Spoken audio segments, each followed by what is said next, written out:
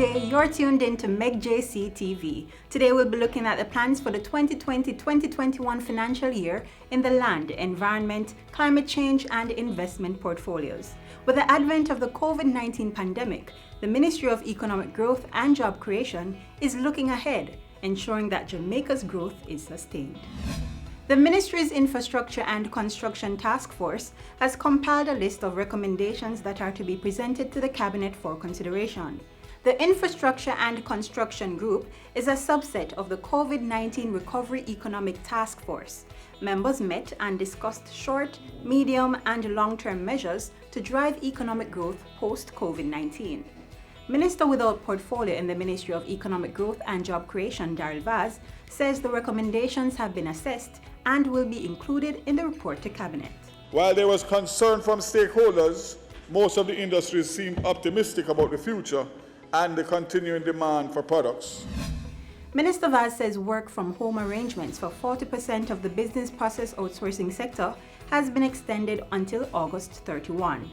And a task force for the sector, in partnership with the Ministry of Health and Wellness, has approved new protocols to govern operations. Inspections are undertaken by the public health inspectors using the BPO inspection tool and the public health institutional health inspection form that has been developed with a view to minimizing the risk of transmission. The Development Bank of Jamaica (DBJ) has revamped its credit enhancement facility to increase micro, small and medium-sized enterprises' access to loans from financial institutions. The change includes a revision of the scheme's business model and an increase in processing times. The CEF acts as an incentive to the financial institutions to increase MSME lending, enables qualified MSMEs with viable projects to get additional collateral support and facilitate the acceptance of non-traditional collateral by financial institutions.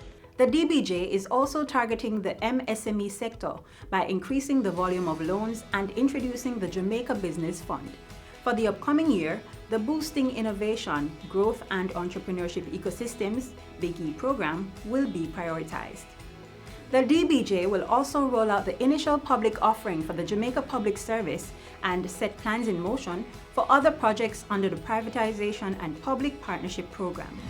The Factories Corporation of Jamaica Limited has begun construction on Phase 1 of the Garmex Redevelopment and Expansion Project, where 126,000 square feet of space is being built specifically for MSMEs.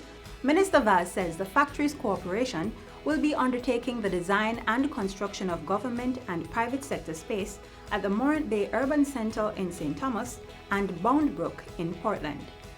Work continues apace at the Nagohead Tech Park, while the Portmore Informatics Park, which is being undertaken by the Port Authority of Jamaica, is expected to be completed this year.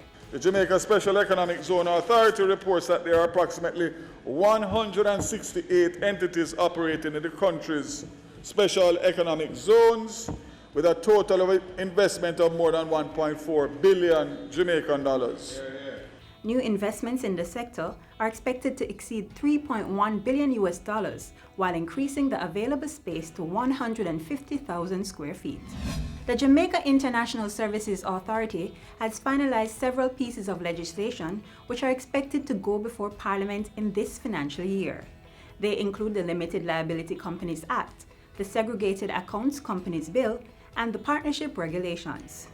When passed, the acts are expected to improve the island's business and investment environment. In the meantime, the government will soon launch the Jamaica Development Application Portal.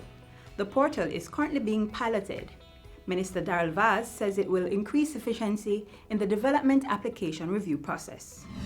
The revised National Land Policy is being finalized for submission as a green paper to the Cabinet in the second quarter of the financial year. A final review of the National Spatial Plan is being conducted for submission to the Cabinet.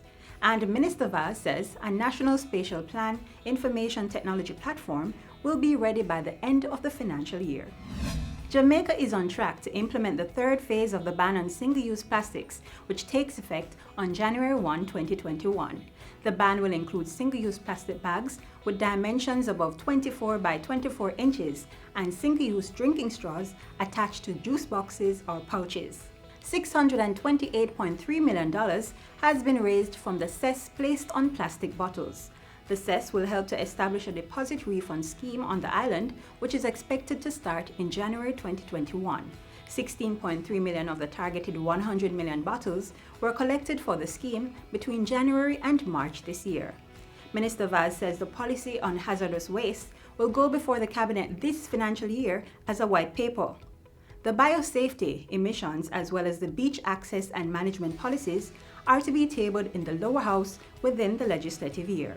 The Ministry will continue in its work towards the amendment of key pieces of environmental legislation, including the Wildlife Protection Act, Endangered Species Act, and the Forest Act. Plans are afoot to declare the Black River Lower and Upper Morass a protected area.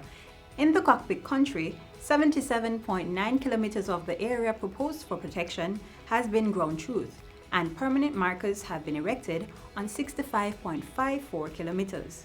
The Forestry Department executed its first pilot carbon assessment in Bold 2 Forest Reserve in St. Anne, calculating a total of 32.584 tons of carbon per hectare. This is a significant achievement for the agency and country towards our capacity to become red and ready. The government has signaled its intention to develop a national adaptation plan for Jamaica.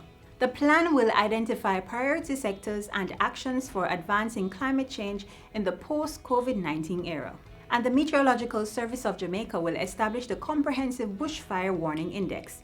It will also implement impact-based weather forecast products and install a ground-based satellite reception system. Full and sustainable recovery of our economy, our social structures, and our environment will require a fundamental shift in mindsets, attitudes, as well as critical changes in how we socialize, work, educate, interact with our natural and built environments. And that's it for news on MEGJC TV. Looking ahead to sustainable growth in the new normal.